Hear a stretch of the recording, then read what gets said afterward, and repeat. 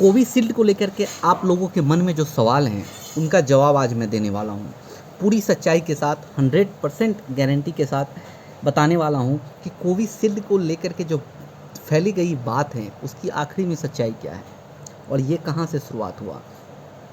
Covishield का टीका जो है वो सबसे ज़्यादा लगाया गया और ये जो टीकाकरण था ये ना ही भारत में 170 देशों में चला और सबसे ज़्यादा टीकाकरण जो था वो भारत में किया गया।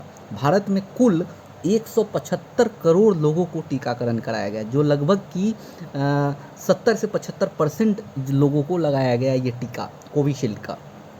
और कोविशील्ड का जो बात उठी कि कोविशील्ड का जिन्होंने भी टीका लगाया उनको हार्ट अटैक और ब्रेन स्ट्रोक आ रहे हैं।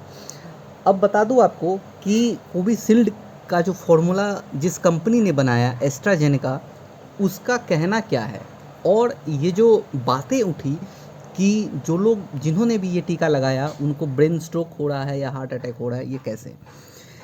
दरअसल कोविशील्ड के ऊपर जो है ब्रिटेन में लगभग जो है 51 परिवार ने केस किया ब्रिटेन के कोर्ट में, और ब्रिटेन के कोर्ट में एस्ट्राजेनेका ने माना कि उनकी लगाए गए टीके से rare of the rare case में ऐसा हो सकता है कि लोगों का जो हार्ट अटैक या फिर ब्रेन स्ट्रोक हो सकते हैं। कारण क्या उसने बताया ये भी समझने वाली बात है।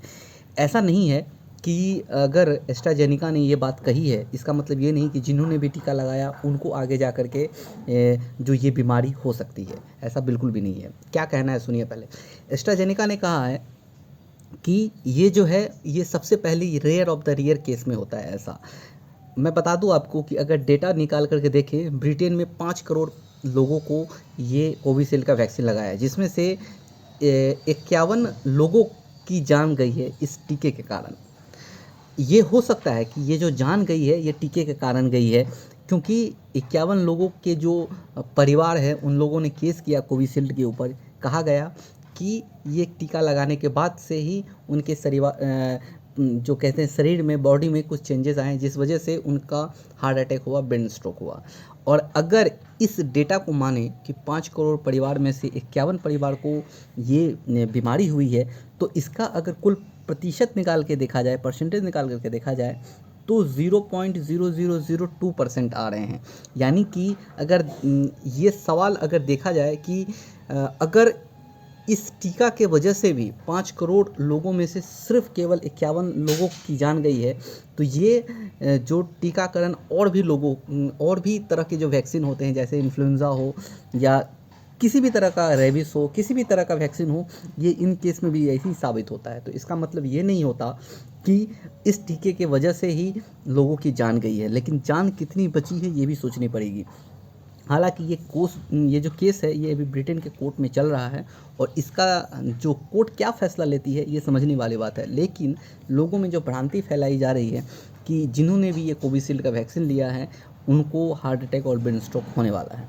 तो अगर ये बातें सच है तो फिर WHO ने ऐसा क्यों बताया। WHO ने सबसे पहले इसकी जांच की, उसके बाद से ही सर्टिफाई किया, उसके बाद से ये वैक्सीन लागू किया गया।